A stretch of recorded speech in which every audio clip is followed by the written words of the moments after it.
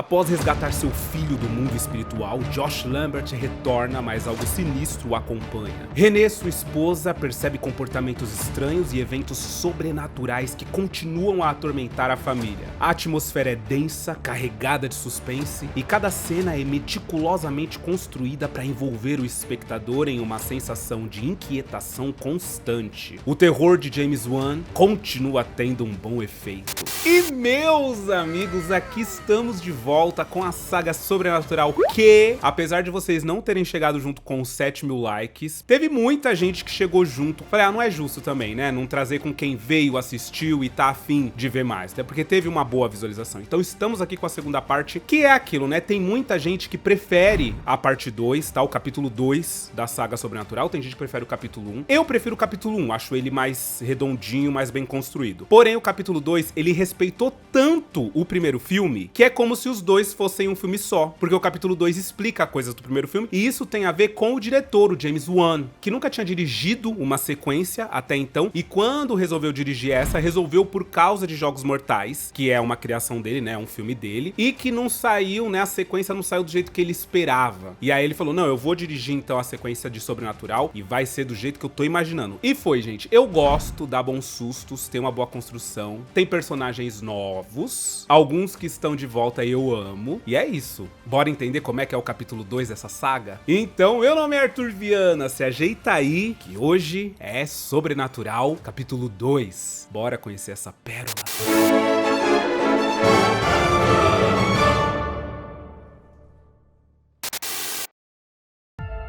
E como eu disse, o diretor James Wan e o roteirista Leigh Whannell, que tava ali, que eles são uma dupla implacável, né? O Jason Blum, que é o dono da Blumhouse, falou, só aceito fazer Sobrenatural 2 se for com o James Wan e o Lee como roteirista, porque a visão deles é que trouxe essa popularização total pro primeiro filme. Foi a maneira como ele dirigiu numa pegada de um filme, como eu disse no primeiro vídeo, muito anos 80. Tem aquele filtro azul, muito escuro, muito recorte de sombra, tem até fumaça. Gente, fumaça é muito coisa de filme de terror dos anos 80. E funcionou. Ele atualizou e funcionou. E aí o Jason Blum falou, só vou dar sinal verde se for com eles. Eles demoraram porque eles tinham outros projetos. E aí voltaram depois que James Wan dirigiu Invocação do Mal 1. E ele disse que muito do que ele aprendeu dirigindo Invocação do Mal 1, ele trouxe pra Sobrenatural capítulo 2. E aí a gente vai ver o que foi que ele aprendeu, afinal de contas.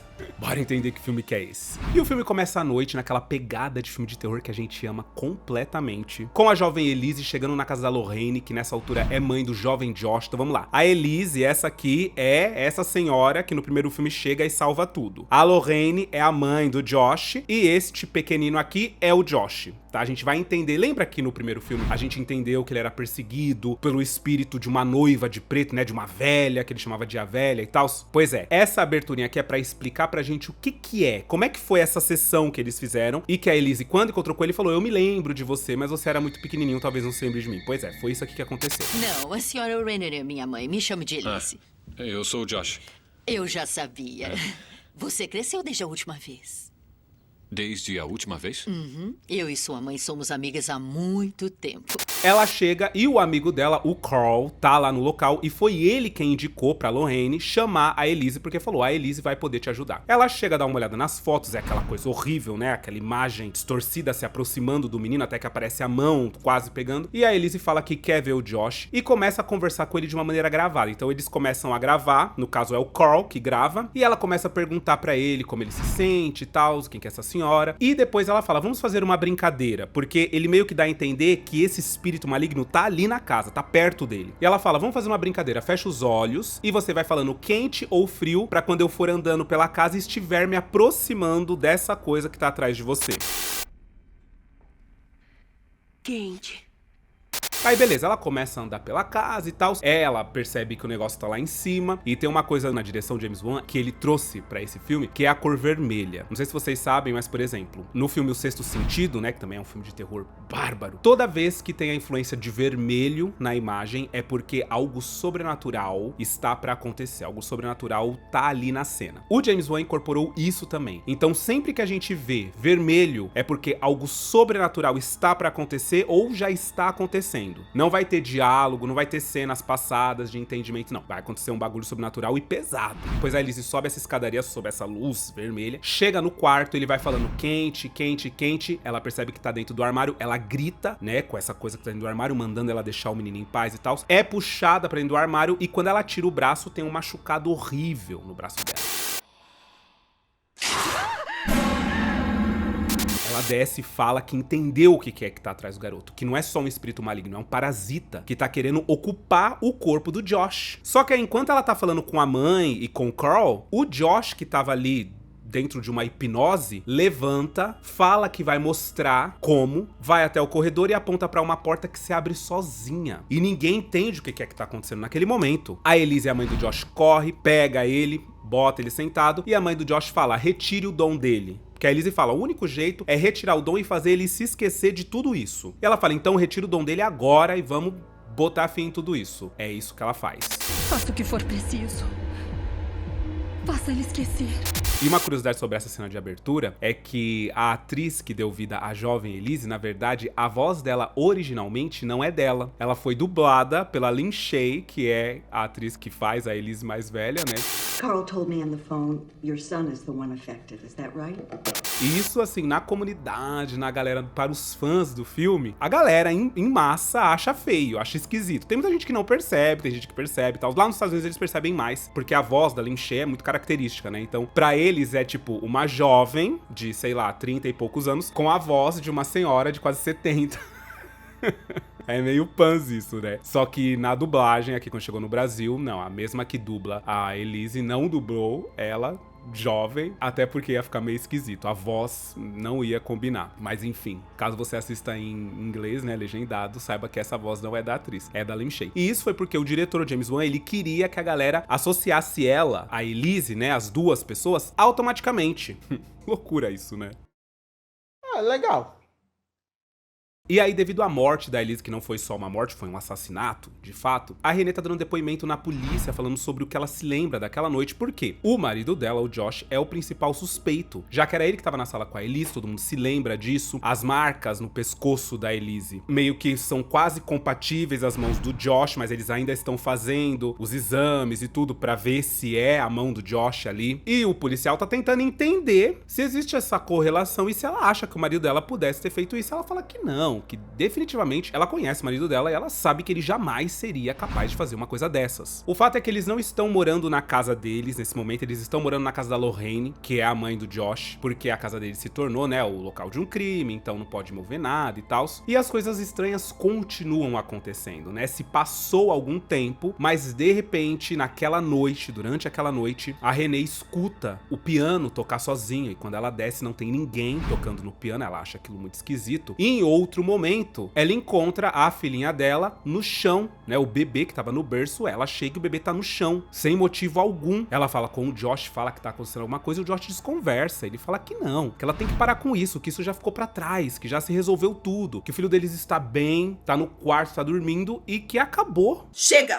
Porém, mais tarde naquela noite, é a mãe do Josh, a Lorraine, que vê que tem alguma coisa dentro da casa, tem uma assombração andando pra lá e pra cá. Inclusive, é uma das cenas mais legais, que é quando ela entra no banheiro, que é aquela cena muito clichê, que é quando a pessoa tá no banheiro e ela vê a assombração através do reflexo do espelho. E aí, quando ela se vira pra poder afrontar a assombração, quem tá atrás da porta é o filho dela, o Josh. E aí ela fala que ela viu alguma coisa e o Josh fica bravo com ela, ele recrimina ela, manda ela parar de falar essas coisas, porque senão ela vai influenciar a Renée, que já tá meio tantando as ideias, que já tá achando que tem coisa errada. Se ela continuar falando, se a Lorraine ainda confirmar que realmente ela também tá vendo coisas esquisitas, vai piorar a situação. Ou seja, o Josh, ele quer que todo mundo pare de falar sobre isso. Para, em nome de Jesus. Só que é aquilo, né? Mediante ao primeiro filme, a gente já sabe que quem tá no corpo do Josh não é ele. É o espírito da velha assassina, da noiva de preto. E no dia seguinte fica pior, porque o filhinho deles, o Dalton, que tem, né, uma certa mediunidade e tal, consegue ouvir com mais clareza as coisas, ele acordou de madrugada porque ele ouviu o pai dele discutindo no corredor e ele foi até o pai dele pra ver com quem que ele tava discutindo. E o pai dele tava falando que essa coisa com quem ele tava discutindo ali, que era, né, algo invisível, falando pra ir embora, que não pode ficar ali, que ela não pode ficar ali, que ela tem que ir embora e tal. Só que ele tava falando sozinho. E o Dalton fala pra mãe dele, né? Fala pra Renée. E a Renée fala, não, meu filho, você deve ter se confundido. Você deve estar... Não foi o que aconteceu, provavelmente. Ela finge que tá tudo bem e nesse momento o Josh aparece e fala pro filho dele que vai levar ele pra escola. Vamos lá, amigão, que eu vou te levar pra escola. Só que, tipo, é um incômodo essa cena, assim. Eu acho ela extremamente incômoda, porque o jeito que ele olha pro Dalton, o jeito que ele sorri... Nossa, esse ator, o Patrick Wilson, ele conseguiu passar um ar de louco, possuído, esquisito, alguém maléfico, realmente. O sorriso dele é muito esquisito. E, bom, vários amantes do mundo do terror falam que a inspiração pra esse personagem agir dessa forma, ir se construindo durante o filme, é do Jack Torrance, do filme O Iluminado, que inclusive eu tenho que trazer aqui pra vocês, que é um clássico do terror dos anos 70, interpretado pelo Jack Nicholson, que também soltava uns sorrisos meio esquisitos durante o filme, e todo mundo fala, na verdade o pessoal da comunidade de terror fala, que existe muita influência, né, tanto do Iluminado quanto do Poltergeist, aqui. Bom, a Lorraine, que não aceitou, né, não deitou pro filho dela, pro Josh, porque ela também tá achando ele esquisito, vai até a equipe da Elise, lá na casa da Elise, que estão morando na casa da Elise, pra falar com eles dois, que é o Trucker e o Specs, e fala pra eles que, seja lá o que aconteceu há alguns meses atrás, não acabou, continua, seguiu eles até a casa dela, e tá acontecendo agora dentro da casa dela. E o babado é que eles, andando pela casa da Elise, já tinham encontrado uma fita, a fita da sessão do Josh, lá dos anos 80, e colocaram a fita pra assistir. Inclusive tem um detalhe muito interessante aqui, porque eles colocam num videocassete da marca Panasonic. Porém, olha só, algumas letrinhas do Panasonic aqui estão riscadas, deixando a palavra panic, pânico.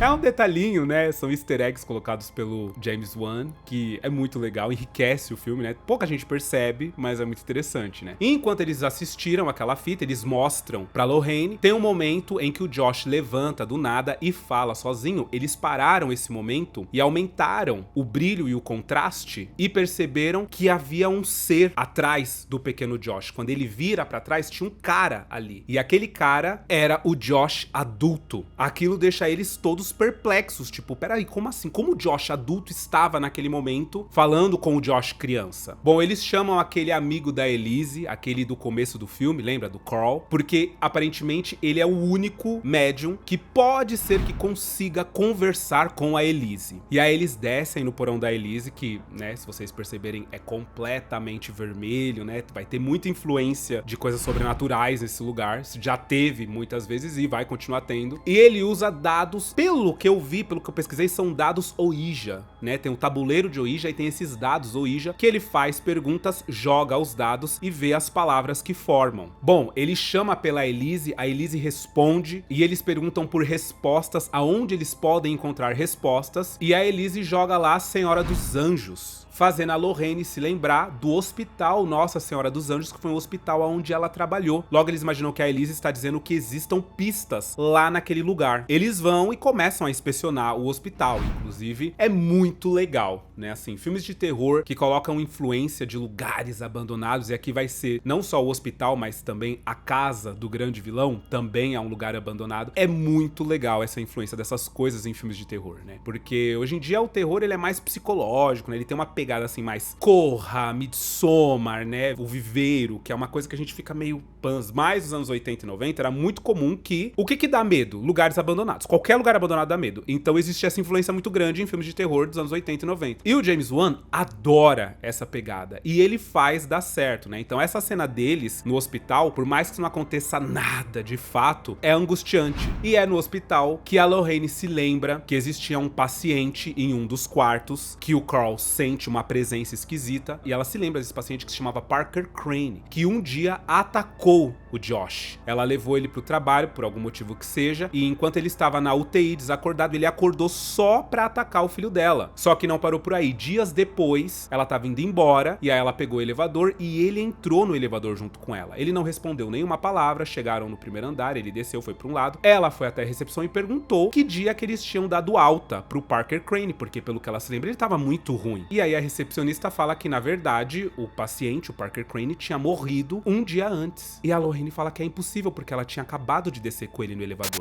Lorraine, esse paciente morreu ontem de manhã. O quê? Ele pulou pra morte.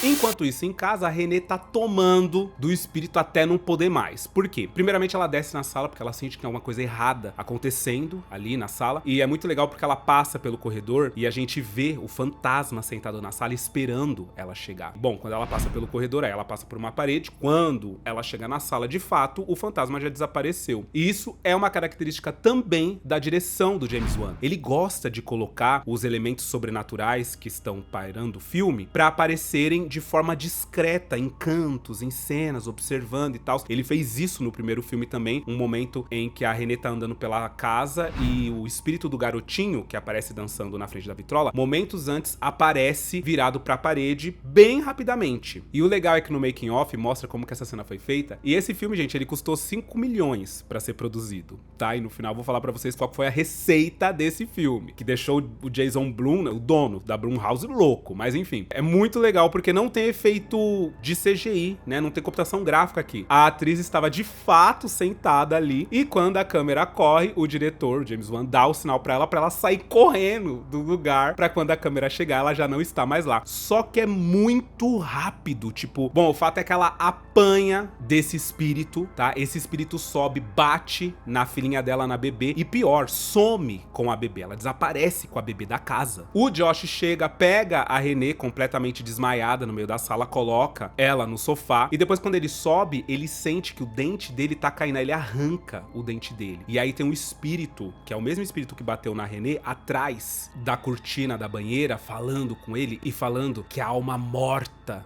dele tá matando o corpo vivo do Josh. E que pra ele continuar vivo, ele tem que matar. Ele tem que matar a família toda, ele tem que matar cada um deles. E ele fica louco falando pra esse espírito ir embora e sair da cabeça dele, parar de falar e tal, porque ele não tá afim de matar a família, né? Só que a influência desse espírito sobre ele é muito grande. Só que aí acontece uma merda, porque logo depois a Renée acorda, a bebê tá no berço e aí o Josh desconversa, fala que ela devia estar meio tantando as ideias, por isso que ela desmaiou no meio da sala e tal. Enquanto eles estão lá, o piano começa a tocar do nada, de novo. E ela fala pro Josh, olha, tá ouvindo? Ele tá tocando. E aí eles descem e não tem ninguém na sala do piano. E aí ela começa a tocar as notinhas que estavam sendo tocadas. Ela fala, essa é a música que ele toca. E o Josh fala, tá, mas que é isso? Que música é essa? Ela fala, você não reconhece? Aí ela fala, é a música que eu fiz pra você.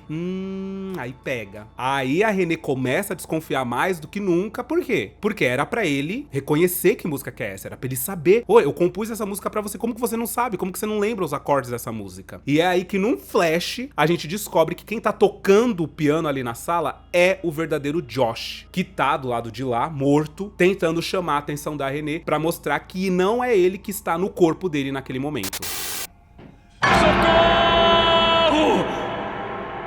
Enquanto isso, no hospital, a galera vai atrás dos arquivos do Parker Crane pra ver se encontram alguma coisa, porque foi o único paciente que veio à memória da Lorraine naquele momento e é o único que chamou a atenção para os acontecimentos que estavam pairando sobre o hospital. Eles encontram o antigo endereço do Parker Crane e vão até lá. A casa tá abandonada e tal, é aquele climão de casa abandonada, com aquela luz recortada das lanternas, das janelas. É muito legal, eu adoro. E é ali que eles descobrem que sim, eles veem o espírito de um garotinho no quarto do nada, e é um garotinho vestido de menina, falando pra todos eles irem embora dali, porque senão a mãe dele ia aparecer e ia obrigar ele a matar todo mundo que tava ali na casa. Porém, eles se encontram na sala, percebem que tem uma parede falsa e removem o móvel, e aí é um cheiro de podre, eles entram lá dentro e tem vários cadáveres sentados lá dentro, todos os cadáveres sem vida que o Parker Crane matou. O Carl, que é médium, além dele jogar os dados, ou Ouija, ele também tem aquele poder de tocar nos lugares, tocar em objetos e revelar memórias daquele objeto, né? Tipo assim, ver o que aquele objeto já viu ou já viveu. E aí eles encontram a roupa da noiva de preto. E aí, além das vítimas nesse lugar, também tem vários recortes de jornal, mostrando reportagens da tal noiva de preto que matou, ou seja, ele gostava dessa atenção que ele tava recebendo. E aí quando o Josh encontra a roupa da noiva de preto, que fica ali no manequim, a coisa mais horrível do mundo, ele encosta na roupa e ele vê o Parker Crane meio que se montando, né, virando a noiva de preto e cometendo um assassinato. E é aí que ele entende. A mãe obrigava ele a se vestir de menina, a cometer esses assassinatos, e quando ele se deparou com o Josh, ainda criança, e percebeu que ele poderia, no momento em que o Josh saísse do corpo, ocupar o corpo do Josh, ele desejou ter a infância de volta dentro do corpo de um garoto, pra ser um garoto. E é por isso que ele perseguiu o Josh a vida toda, né? O Josh cresceu, mas ele ainda perseguia o Josh porque foi a quem ele se agarrou. Além disso tudo, outra coisa terrível que eles descobrem nesse lugar é que quem não dá like nesse vídeo também é perseguido. Ou seja, se você não quer ser perseguido, se você não quer dormir, de repente acordar e falar bem assim, será que alguém me seguiu? Tem que dar like. Deixa o like e se proteja. Eu próprio vim dar like. Pelo amor de Deus, é brincadeira, viu, gente? Não tô praguejando pra ninguém, não. Deixa o like de coração, tá? Mas ajuda muito o criador de conteúdo. E se tá até aqui, gostou do vídeo até aqui, deixa o likezinho, não custa nada, vai. E aí, voltando ao filme, o que acontece é que no dia seguinte, a galera bola um plano, porque eles precisam ter certeza de que quem tá no corpo do Josh não é o Josh, é o Parker Crane. Então, eles colocam escuta no Carl e fala pra ele ir lá conversar com o Josh pra tentar tirar do Josh a verdade, ver se o Josh comete alguma incongruência, pra eles terem certeza. Logo, o Josh percebe qual que é a jogada do Carl lá dentro. O Carl também não se sai bem, ele começa a fazer umas perguntas e tal, aí tem uma hora que ele vai em um móvel ali escondido pra tentar pegar o sedativo, pra poder sedar o Josh, só que o Josh pega ele na lata, eles se assustam e o Josh fala, joga os seus dados e tenta adivinhar o que é que eu tô segurando aqui atrás das minhas costas. E aí é uma cena interessante, porque o Carl fala bem assim, o que é que o Josh... Aí ele fala, não, o que é que o Parker Crane está segurando atrás das costas? O que, Josh? O que Parker Crane está escondendo atrás das costas?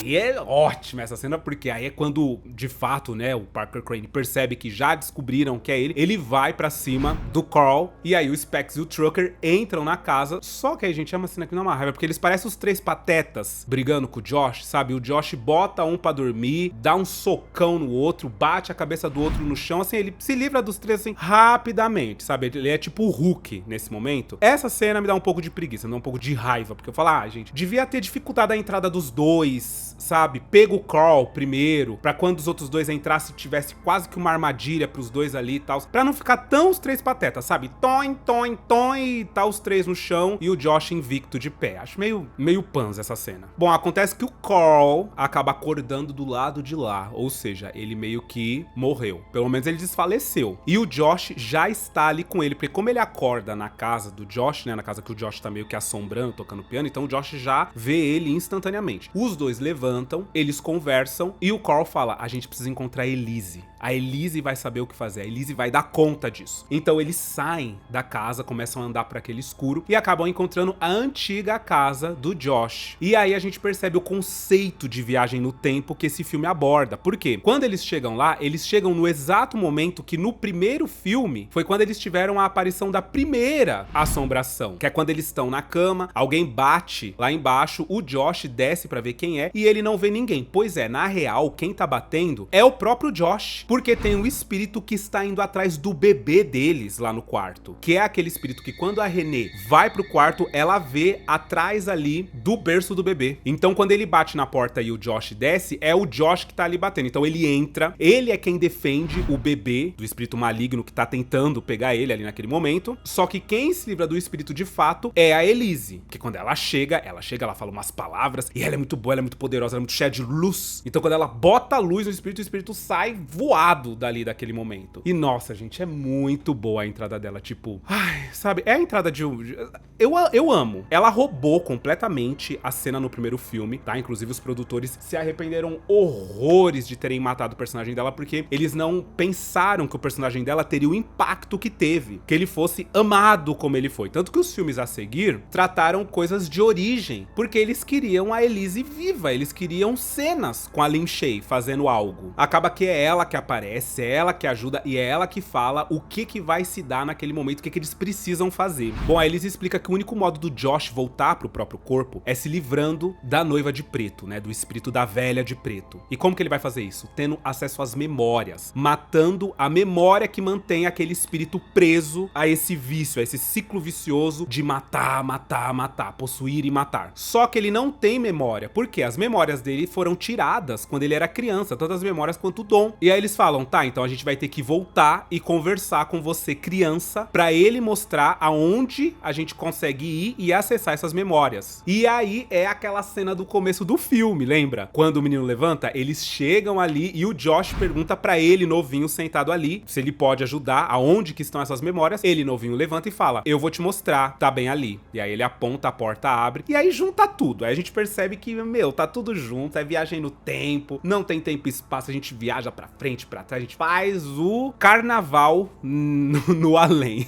E aí a gente se depara novamente com a Porta Vermelha. Essa Porta Vermelha acabou sendo meio que um símbolo de sobrenatural, é um símbolo do qual você tem sempre que passar pela Porta Vermelha para ter acesso ao que você está procurando ali de fato. Quando eles passam por essa porta, eles chegam à casa do Parker Crane, porque são as memórias, né? Na verdade são as memórias que o Josh tinha quando criança, por ser seguido pelo Parker Crane, então os dois meio que dividem essa mesma memória. E quando eles chegam lá, aí eles veem a imagem, eles veem o Parker Crane apanhando da própria mãe, porque ele assinou num desenho Parker, e a mãe dele xinga e fala, seu nome é Marilyn, você é uma menina. E é isso, a mãe obrigava ele de fato a se vestir como menina e a cometer assassinatos. Só que aí quando a mãe percebe que eles estão ali naquele momento, quando o espírito da mãe percebe, ela dá um gritão, e é uma cena super legal, e todos eles voam dali, saem do quarto.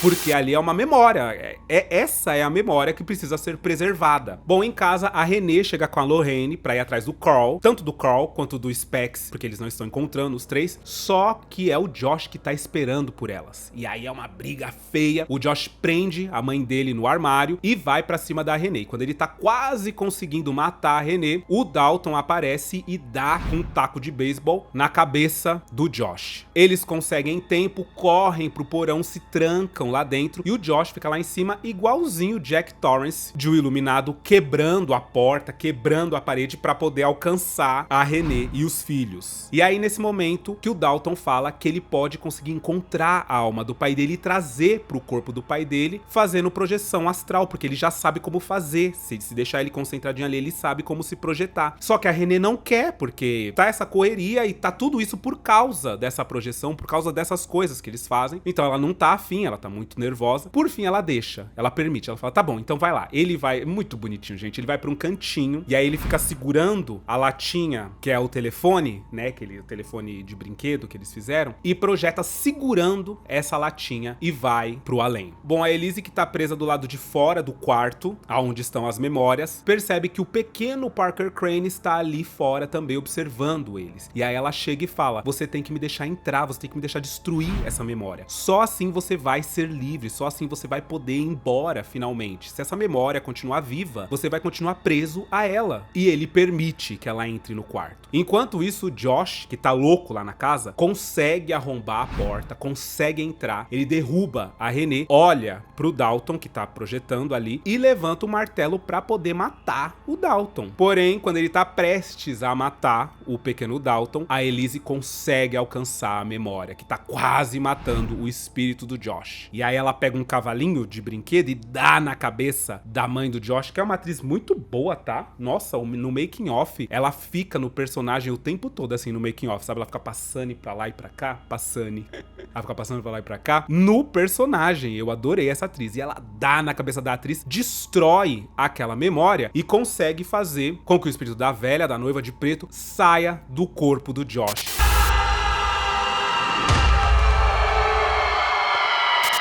Vá pro além, porque a memória tá destruída. Como tudo ali onde eles estão é uma memória, é a memória do Parker Crane, tudo começa a se desfazer junto. E aí a Elise avisa, tanto o Carl, que ele tá vivo, ela fala, seu coração tá batendo, tá fraquinho, mas tá batendo, você não pertence a esse mundo, volta, que você tá vivo, e você, Josh, volta pra sua família agora. Eu vou encontrar o meu lugar. Bom, eles vão embora, só que aí eles se pegam naquele lugar que é todo escuro, que eles não sabem pra onde ir, que eles não sabem se guiar, e quem encontra eles? O o pequeno Dalton, que não está sozinho, está com o seu telefone, né, com aquele fio, e ele só vai puxando o fio, seguindo o fio, e rapidamente eles conseguem chegar ao porão e ao corpo deles. Então, o Dalton acorda e o Josh também acorda, só que o Dalton acorda muito que bem, a mãe dele já percebe que é ele, só que o Josh, ele tinha que, o ator, né, o Patrick Wilson, ele tinha que mudar de expressão, porque durante o filme todo, ele fez uma expressão meio de maníaco, meio de psicopata, só que parece que essa é a expressão do ator, de fato. Parece que ele tem essa vibes, ele tem essa pegada, porque eu não sei se é o Botox, eu não sei o que é, mas ele tenta fazer uma expressão de amor, sou eu, e parece esquisito. A sobrancelha, a boca, parece esquisito. Tipo, ela chega e ela fala, ai, agora é você, agora eu vejo que é você, vejo nos seus olhos que é você. Eu não vejo, tá? Não consegui, desculpa, tá? Pra quem é muito fã do Patrick Wilson, que acha ele talvez fantástico, um ótimo ator, eu achei que ele não conseguiu, nesse filme, parecer um possuído e parecer outro quando está ele próprio no corpo dele, sabe? Eu achei que os dois estão muito parecidos e ele continuaria me enganando. Nesse final aí, eu ainda ia ficar desconfiado que será que é? Não sei, gente, tá meio esquisito. Mas de fato, é ele, tá, gente? É ele. Bom, por fim, eles topam, né, tanto o Josh quanto o Dalton, deixar o Carl hipnotizar eles e tirar o dom deles e apagar essas memórias ruins que eles tiveram de uma vez por todas. E aí a comunidade, né, a galera que gosta de filme de terror e que gosta de sobrenatural, acha isso muito nada a ver, né? Porque eles falam, cara, às vezes você tem que se lembrar, né? A gente não pode esquecer a história pra que ela não se repita, né? Então vocês têm que saber o que foi que aconteceu, vocês têm que saber desse dom, tem que saber controlar, tem que saber não sair do corpo pra poder não repetir a história, porque aí eles falam, né? Aí esse garotinho cresce, tem um filho, o filho dele tem o dom também, e aí como é que faz? Que ele não vai lembrar, que ele saia do corpo, que ele já lutou contra os espíritos, como é que vai ajudar o menino? Aí vai ficar todo mundo perdido sempre? Vai essa sucessão? Tipo, essa problemática toda só se desenrolou do primeiro filme porque o Josh não se lembrava que quando ele era pequeno ele fazia certas coisas. Então eles falam, estão cometendo o mesmo erro. Mas é isso, é assim que acaba o filme. Na verdade não é assim. Por quê? Depois a gente vê o Trucker e o Specs indo até a casa de uma família, levar um recado do Carl, falar que a filha deles, que sofreu um acidente, voltou pra casa, mas algumas coisas, né, uma coisa ruim, na verdade, voltou com ela. E aí, naquele momento, a filhinha mais nova do casal, acho que ela é um pouco médium, ela vê o espírito da Elise. Ela fala, quem é essa senhora? E aí ninguém consegue ver, mas é a Elise. A Elise faz, tipo, shh pra ela, entra na casa, começa a conversar com essa garota que tá na cadeira de rodas e fala pra ela que vai ajudá-la, seja lá com o que ela estiver passando ali, porque ela sabe que tem alguma coisa ruim rondando aquele lugar. E é aí que ela se depara com algo horrível atrás dessa garota, na cadeira de rodas. A gente não sabe o que é, mas os ruídos, né, os grunhidos, são os mesmos provocados por aquele bicho horroroso do primeiro filme, né, aquele espírito da cara vermelha e tal.